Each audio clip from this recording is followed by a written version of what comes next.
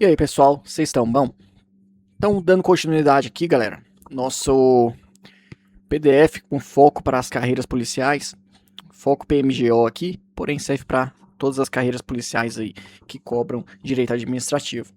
Nessa audioaula número 3 de direito administrativo, a gente vai dar continuidade nas empresas públicas e sociedades de economia mista. A gente tinha terminado aqui, acabado de falar das fundações públicas. Então, se você não acompanhou a última aula, recomendo. Vamos lá, então. Conceito de empresa pública e sem sociedade de economia mista. Vamos ver a definição de cada uma das entidades de acordo com o doutrinador José dos Santos Carvalho Filho. Empresa pública são pessoas jurídicas de direito privado, integrantes da administração pública indireta do Estado, criadas por autorização legal, sob qualquer forma jurídica adequada à sua finalidade, para que o governo exerça atividades gerais de caráter econômico ou, em certas situações, execute a prestação de serviços públicos.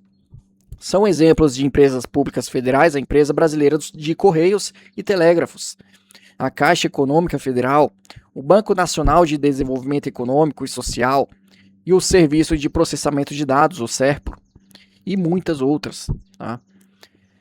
A sociedade de economia mista. Aqui o conceito de sociedade de economia mista, chamado de SEM, para resumir isso daí, SEM, são pessoas jurídicas de direito privado, integrantes da administração pública indireta do Estado, ou seja, também é uma pessoa jurídica privada, e também, lógico, faz parte da administração indireta, criadas por autorização legal sob a forma de sociedades anônimas, cujo controle acionário pertença ao poder público, tendo por objetivo, como regra, a exploração de atividades gerais de caráter econômico e, em algumas ocasiões, a prestação de serviços públicos. Como exemplos, podemos mencionar aqui o Banco do Brasil, que é uma SA, o Banco da Amazônia e a Petrobras também. São sociedades de economia mista. Além desse conceito doutrinário, é fundamental o conceito estabelecido por intermédio da Lei 3.303 de 2016, que trata do regime jurídico das empresas públicas e das sociedades de economia mista, segundo a qual a empresa pública é a entidade dotada de personalidade jurídica de direito privado, com criação autorizada por lei e com patrimônio próprio, cujo capital social é integralmente detido pela União, Estado, DF e municípios. Ademais, desde que a maioria do capital votante permaneça em propriedade da União, Estado, DF e municípios, será admitida no capital da empresa pública a participação de outras pessoas jurídicas de direito público interno, bem como de entidades da administração indireta da União, dos Estados, DF e dos municípios. Por sua vez, a sociedade de economia mista é definida como a entidade dotada de personalidade jurídica de direito privado, com criação autorizada por lei, sob a forma de sociedade anônima, cujas ações com direito a voto pertençam, em sua maioria, à União, aos Estados, ao DF e aos municípios, ou à entidade da administração indireta. Maria Silvia Zanella de Prieto cita como traços comuns às empresas públicas e às SEM o seguinte: a criação e extinção autorizadas por lei, a personalidade jurídica de direito privado, sujeição ao controle estatal, derrogação parcial do regime de direito privado por normas de direito público, chamado regime híbrido, e a vinculação aos fins definidos na lei instituidora, e o desempenho de atividades de natureza econômica. Vamos fazer uma questão, então, para ver se deu para entender aí mais ou menos, beleza? Questão: são pessoas jurídicas de direito privado cuja criação se dá por autorização em lei e mediante registro. O regime de pessoal adotado é o seletista, com exceção dos dirigentes, que é cargo e comissão, que são vinculados à Lei 8.112 de 90. Podem ser exploradoras de atividade econômica e possuem seu capital social integralmente público. Tal definição se refere a: letra A, agência reguladora com fim lucrativo; B, autarquia fundacional federal; C, empresa pública exploradora de atividade econômica; D, sociedade de economia mista prestadora de serviço público exclusivamente. Essa definição aqui se encaixa em qual alternativa?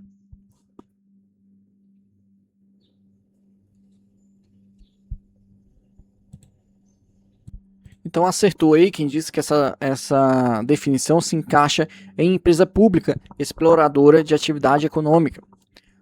Comentário aqui sobre essa questão, pessoal, é que é importante observar as informações trazidas pela questão, onde se trata de ente da administração indireta exploradora de atividade econômica. Logo, então, só com essa informação, a gente já exclui as autarquias e as fundações públicas, cuja finalidade é de exercício das atividades típicas do Estado, sem exploração econômica e sem fins lucrativos. Então, se a gente falar em exercício, né, de atividade econômica, a gente não está falando nunca de autarquia e nem de fundação pública, tá?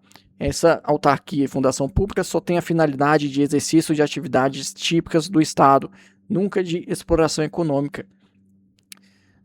Assim, então, requer diferenciar empresa pública e sociedade de economia mista, que podem exercer funções como exploradores de atividade econômica ou prestadores de serviço público. Logo, a primeira possui capital social integralmente econômico, enquanto a segunda apresenta capital majoritariamente público, porém com participação de capital privado em modalidade societária, SA. Outro ponto importante aqui é que os entes da administração indireta são autorizados por lei e requerem registro em junta comercial, exceto as autarquias, como por exemplo as agências reguladoras, que são criadas e extintas por lei. Então, somente as autarquias aí são criadas e extintas por lei. As outras são autorizadas. Vamos falar aqui, então, da criação e extinção.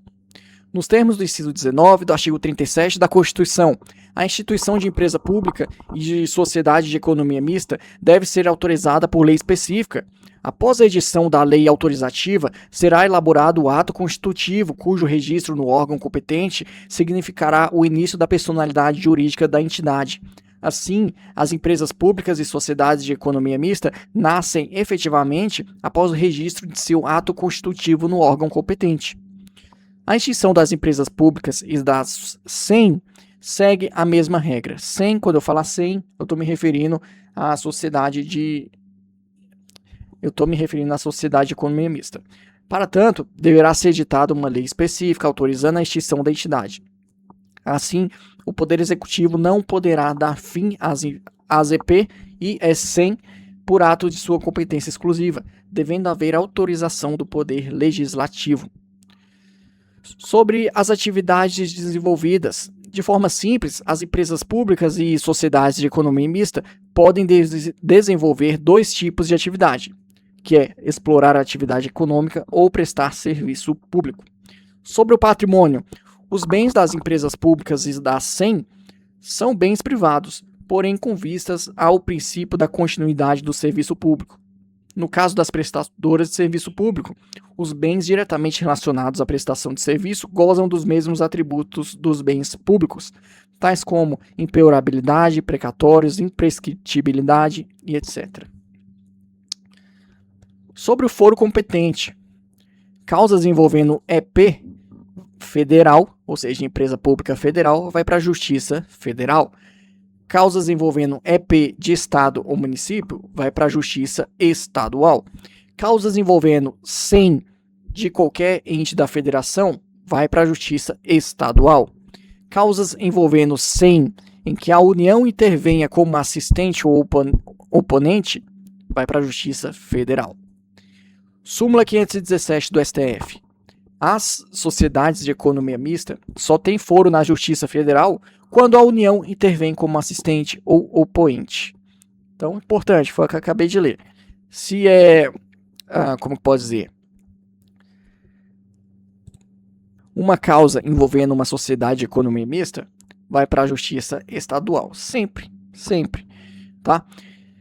Mas, se a União entrar, intervir aí no meio, como oponente ou assistente, vai para a Justiça Federal. No caso da empresa pública, se for empresa pública federal, vai para a Justiça Federal. Se for empresa pública estadual, vai para a Justiça Estadual. Súmula 556 do STF. É competente a Justiça Comum para julgar as causas em que é parte sociedade de economia mista. Então, já falamos sobre isso aqui. Vamos avançar? Vamos falar sobre o regime jurídico.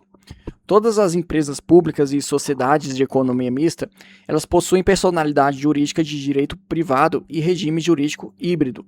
Assim, quando explorarem a atividade econômica, elas sujeitam-se predominantemente ao regime de direito privado. Por outro lado, quando prestam serviços públicos, subordinam-se predominantemente às regras do direito público. O parágrafo 2º do artigo 173 da Constituição dispõe que as empresas públicas e as sociedades de economia mista não poderão gozar de privilégios fiscais não extensivos às do setor privado. Todavia, a mencionada regra encontra-se no artigo 173, que se aplica somente às empresas públicas e às sociedades de economia mista que exploram atividade econômica. Estão de fora das empresas estatais aí que prestam serviços públicos. Então, isso daqui quer dizer que a sociedade de economia mista e a empresa pública, elas não podem se beneficiar da extração de atividade econômica para obter vantagem sobre o particular. Por exemplo, o Banco do Brasil e o Banco da Caixa não pode ter vantagem tributária que o Banco Itaú, o Bradesco, não tenha, sabe? Então vai ter que se submeter aí às mesmas regras do privado. Em relação à imunidade tributária, podemos considerar que não se aplica às empresas públicas e às sociedades de economia mista. Foi o que eu acabei de falar. No que tange a imunidade tributária, não se aplica à Caixa Econômica, que é a empresa pública, e nem ao Banco do Brasil, que é uma SEM. Contudo, o Supremo Tribunal Federal ele vem apresentando entendimento de que a imunidade tributária recíproca se aplica às empresas públicas e sociedades de economia mista que prestam serviços públicos, a exemplo da empresa brasileira de Correios e Telégrafos. Sobre a prescrição quinquenal que vimos que se aplica às autarquias para as empresas públicas e às sociedades de economia mista, não há essa regra. Assim, elas devem se submeter ao regramento previsto no Código Civil. O artigo 205 do Código Civil dispõe que a prescrição ocorrerá em 10 anos, quando a lei não lhe haja fixado um prazo menor. Por fim, quanto à falência, independentemente da atividade que desempenham, as empresas públicas e as sociedades de economia mista não se sujeitam ao regime falimentar. Ou seja, empresa pública e a SEM, elas não se sujeitam ao regime falimentar. Não falem, não vai à falência. Vale mencionar também que as estatais estão sujeitas à supervisão ministerial do ente instituidor e, como decorrência disso, estão sujeitas à fiscalização do Tribunal de Contas, motivo pelo qual têm o dever de prestar contas anuais ou até mesmo instaurar a tomada de contas especial no caso de irregularidade na aplicação de recursos públicos, quando for o caso. Continuando aqui, vamos entrar mais nesse assunto de empresa pública e sociedade de economia mista, e ver mais algumas diferenças entre elas. Olha só, forma jurídica. A empresa pública, ela admite qualquer forma no direito. A sociedade de economia mista, ela pode ser apenas SA. Isso é muito importante, já vi muita questão disso. Já fiz prova com isso, inclusive. Empresa pública, qualquer forma admitida no direito, na forma jurídica. Estamos falando de forma jurídica. E a sociedade de economia mista, ela somente pode ser uma SA. A empresa pública pode ser SA também, e outras. Porém, a SEM só pode ser SA. Questão.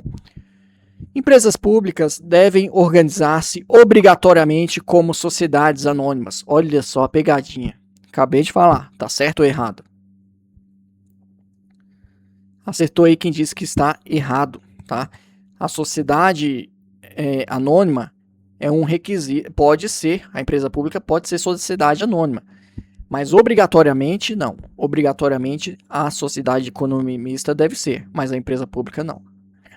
Composição do capital, importantíssimo também. A empresa pública, ela tem um capital totalmente público. Não é necessário que o capital pertença a uma única pessoa política ou administrativa. O que se exige é que o ente político que as instituiu possua a maioria do capital votante. Dessa forma, uma empresa pública federal pode ser formada com o capital da União, de algum Estado-membro ou de autarquias e até mesmo de sociedades de economia mista. A sociedade de economia mista, elas podem ser conjugadas recursos de pessoas de direito público ou de outras pessoas administrativas com recursos particulares. No entanto, o controle acionário da entidade deve permanecer com o ente instituidor. Logo, a maioria do capital votante sempre pertencerá ao ente que instituiu a entidade. Questãozinha aqui do CESP, Sebrasp 2019.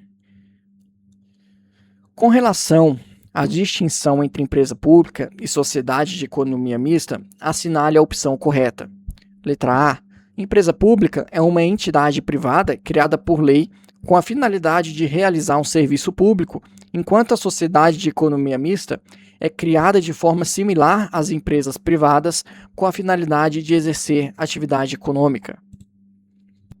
Já vou adiantar que está errada essa letra A, porque tanto as empresas públicas como as sociedades de economia mista, elas são entidades da administração indireta.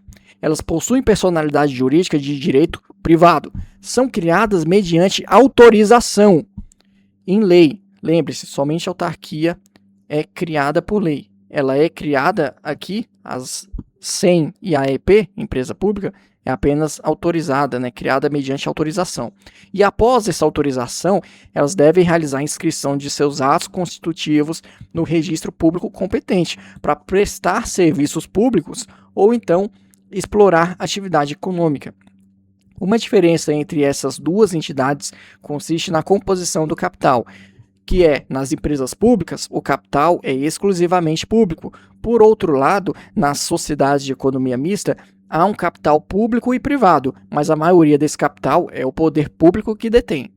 Além disso, as empresas públicas podem ser constituídas sob qualquer forma admitida no direito, enquanto as sociedades de economia mista pode ser apenas SA, sociedade anônima. Então está errada essa letra A. Letra B. Empresa pública possui personalidade jurídica de direito público, enquanto a sociedade de economia mista possui personalidade jurídica de direito privado.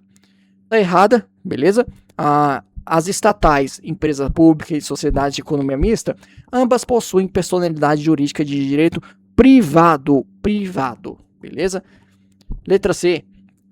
Na empresa pública, o capital é integralmente detido pela União, pelos estados, DF ou pelos municípios, podendo ser admitida a participação de outras pessoas jurídicas de direito público interno, bem como de entidades da administração indireta. Na sociedade de economia mista, o poder público detém a maioria das ações com direito a voto. E aí, tá certo ou errado? Pois então, essa está correta. É o gabarito da questão, letra C. Pois nas empresas públicas, o capital, de fato, é exclusivamente público. Por outro lado, nas sociedades de economia mista, o capital é misto, ou seja, parte público, parte privado, sendo que o poder público vai deter a maioria das ações aí com direito a voto. Alternativa D, vamos ver por que ela está errada, a letra D e a letra E. Na empresa pública, as ações com direito a voto são exclusivas do ente público que a controla. Na sociedade de economia mista, o ente público controla a maior parte do capital, mas pode não possuir a maioria das ações a voto, com direito a voto. Tá errada, tá? Nas sociedades de economia mista, o poder público deve possuir a maioria das ações com direito a voto. E a letra E, na empresa pública, o capital social é inteiramente público. Na sociedade de economia mista, o poder público detém a maioria do capital social da empresa. Tá errado também, porque aqui foi uma pegadinha essa assertiva aqui, porque o correto de se falar é sociedade de economia mista. E a alternativa aqui colocou empresa de economia mista. Então não existe isso daqui, empresa de economia mista. Eu, inclusive, na hora que eu li sociedade de economia mista, mas na verdade está escrito empresa de economia mista. Então esse daqui é o erro da questão, é trocar o nome sociedade de economia mista por empresa de economia mista. Então, beleza? Gabarito aí, letra C, tranquilo. Agora que finalizamos a parte específica sobre a administração indireta, vamos fazer uma revisão importante sobre os órgãos públicos, beleza? As bancas adoram esse tema. Então vamos lá. Órgãos públicos, conceito. Segundo Maria Silvia Zanella de Pietro, órgão público é uma entidade que congrega atribuições exercidas pelos agentes públicos que o integram com o objetivo de expressar a vontade do Estado. Os órgãos são, portanto, centros de competência sem personalidade jurídica própria, que atuam por meio dos agentes nele lotados, em nome da entidade política ou administrativa que a integram. Nesse ponto, é importante destacar que os órgãos não possuem personalidade jurídica, pois fazem parte de uma pessoa política ou administrativa, e essas sim possuidoras de personalidade jurídica própria. Por exemplo, a União, que é uma entidade política, a gente já falou sobre isso, faz parte da administração pública aí, né? É uma entidade política que recebe suas atribuições diretamente do texto constitucional, pode se organizar por meio de ministérios, os órgãos.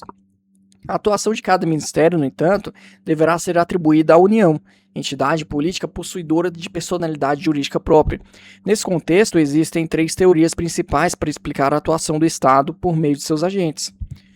Então vamos lá, primeira teoria, teoria do mandato. O agente público é mandatário, como se atuasse por meio de uma procuração, né, um contrato de mandato da pessoa jurídica. Um mandato é um contrato e, como tal, pressupõe a existência de 2 pessoas com vontades próprias.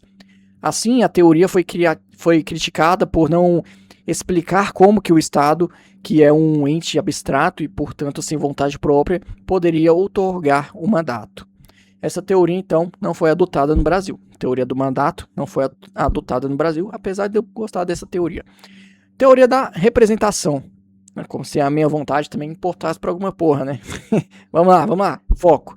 Teoria da representação. Equipara o agente público à figura do tutor ou curador, que representa os incapazes. Dessa forma, o agente público seria o representante do Estado por força de lei. Essa teoria foi criticada por diversos motivos. O primeiro é que por equiparar as pessoas jurídicas ao incapaz. Outro também motivo de ter sido criticada é por representar a ideia de que o Estado confere representantes a si mesmo, quando não é isso que ocorre na tutela e curatela. E outro ponto que gerou crítica foi porque ela apresenta o inconveniente de que quando o representante ultrapassasse os poderes da representação, a pessoa jurídica não responderia por esses atos aos terceiros prejudicados. Também não foi uma teoria adotada no Brasil. E a terceira teoria é a teoria do órgão, ou da imputação volitiva. Deixa eu beber uma água aqui, que a voz travou.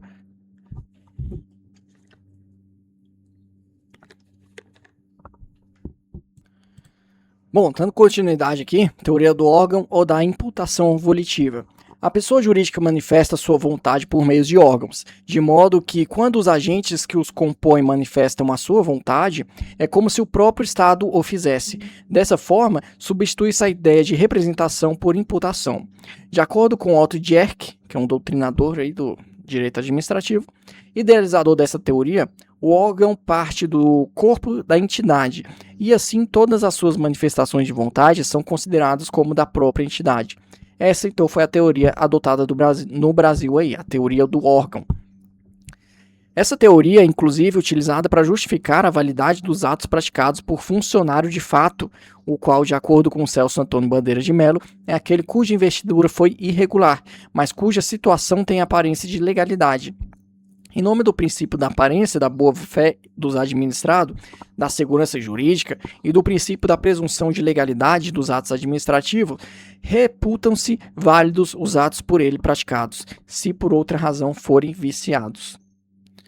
A teoria do órgão ou da imputação volitiva também fundamenta, com base no princípio da imputação volitiva, a possibilidade de que os órgãos, mesmo sendo despersonalizados, executem funções superiores de direção, exemplo do que faz a Presidência da República e os ministérios, ou então de mera execução, como, por exemplo, os órgãos subalternos. Pergunta: certo ou errado? No que tange aos órgãos públicos, o Brasil adota a teoria da representação para explicar a atuação do Estado por meio de seus agentes. Certo ou errado? Errado. Adota-se a teoria do órgão. A teoria do órgão é a pessoa jurídica, é quando a pessoa jurídica manifesta sua vontade por meio de órgãos. De modo que, quando os agentes que compõem o órgão, eles manifestam a sua vontade, é como se o próprio órgão o fizesse. Dessa forma, então, substitui a ideia de representação por imputação. De acordo com Otto Dierck, idealizador da teoria, o órgão parte do corpo da entidade, e assim todas suas manifestações de vontade são consideradas como vontades da própria entidade. Então o Brasil adota essa teoria do órgão aí. Avançando, capacidade processual. Devido ao fato de os órgãos públicos serem figuras despersonalizadas, entende-se que não podem figurar em nenhum dos polos de uma relação processual, não possuem personalidade jurídica. Devido ao fato dos órgãos públicos serem figuras despersonalizadas, entende-se que não podem figurar em nenhum dos polos de uma relação processual, ou seja, não possuem personalidade jurídica. Estou lendo de novo porque isso aqui despenca em prova. Todavia, o entendimento tem evoluído para permitir que determinados órgãos públicos de natureza constitucional possam impetrar mandados de segurança na defesa de suas competências quando violadas por outro órgão, ou seja, embora eles não possuam em nenhuma situação a chamada personalidade jurídica própria, determinados órgãos públicos eles gozam de capacidade processual ativa, tais como os órgãos independentes e autônomos. Nesse caso, terão capacidade postulatória para atuarem judicialmente em nome próprio. Por exemplo, a Câmara Municipal que impetre mandato de segurança em desfavor de prefeito municipal para obrigá-lo a prestar contas, eis que compete ao Poder Legislativo Municipal o exercício do controle externo do Poder Executivo. Súmula 525 do STJ. A Câmara de Vereadores não possui personalidade jurídica, apenas personalidade judiciária, somente podendo demandar em juízo para defender os seus direitos institucionais. Criação dos órgãos públicos. Outro ponto importantíssimo. A criação dos órgãos públicos deve ocorrer na forma prevista na Constituição, existindo uma disciplina diferente para cada poder. O Poder Executivo depende de lei em sentido formal para a criação ou extinção de órgãos públicos da administração direta. Nesse caso, a lei será de iniciativa do chefe do Poder Executivo, que é presidente, governador e prefeito, devendo ser aprovada pelo Poder Legislativo. A organização e o funcionamento dos órgãos da administração direta, quando não implicarem aumento de despesa nem a criação ou extinção de órgãos públicos, será realizada por meio de decreto do Poder Executivo. São os chamados decretos autônomos. Nesses casos, os órgãos já foram criados por lei, sendo disciplinada apenas a organização e o seu funcionamento por decreto. No Poder Legislativo, compete à Câmara dos Deputados e ao Senado Federal dispor, por atos próprios de cada casa, sobre sua organização, funcionamento, criação e extinção de órgãos públicos. Já do Poder Judiciário, a criação, extinção e organização da estrutura judiciária depende de lei de iniciativa do Supremo Tribunal Federal, dos tribunais superiores e dos tribunais de justiça, conforme o caso.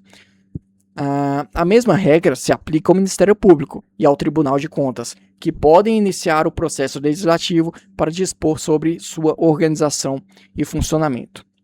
Quanto à classificação, existem diversas classificações dos órgãos públicos, porém a gente adota, pelo menos utiliza, a de Eri Lopes Meireles, que é quanto à posição estatal. Olha só, quanto à posição estatal, posição ocupada pelos órgãos da escala governamental ou administrativa, os órgãos classificam-se em independentes, autônomos, superiores e subalternos. Então vamos falar aqui sobre órgãos independentes. Eles são os originários da Constituição Federal e representativo dos poderes de Estado, Presidência da República, Câmara dos Deputados, Senado Federal, o STF, STJ e demais tribunais, o TCU, o MPU e etc. Seus representantes simétricos nos entes da Federação, seus representantes simétricos nos entes da Federação. Eles estão no ápice da pirâmide governamental, não possuindo qualquer subordinação hierárquica ou funcional. São também chamados de órgãos primários. Eles exercem principalmente funções políticas, judiciais ou quase judiciais, outorgadas diretamente pela Constituição, para serem desempenhadas pelos seus membros, conhecidos como agentes políticos. Os órgãos autônomos. Eles estão localizados na cúpula da administração, imediatamente abaixo dos órgãos independentes e diretamente subordinados a seus chefes. Possui ampla autonomia administrativa, financeira e técnica, caracterizando-se como órgãos diretivos, com funções principais de planejamento, supervisão, coordenação e controle. São exemplos os ministérios, as secretarias dos estados e municípios, a AGU e etc. Órgãos superiores, eles são os que detêm poder de direção, controle e decisão de comando de assuntos de sua competência específica, mas sempre estão sujeitos à subordinação e ao controle hierárquico de uma chefia mais alta. Eles não gozam de autonomia administrativa nem financeira.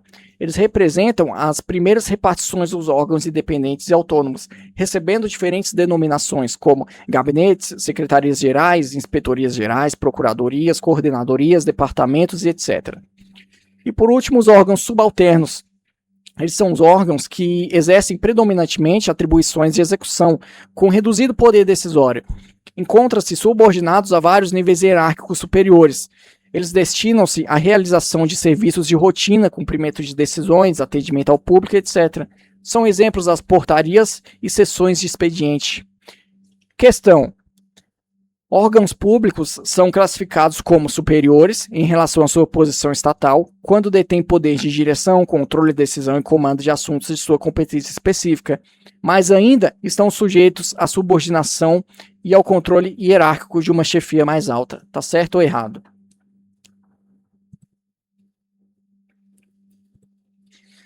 Pessoal, essa questão tá certa, beleza? É exatamente isso que prega a doutrina administrativista.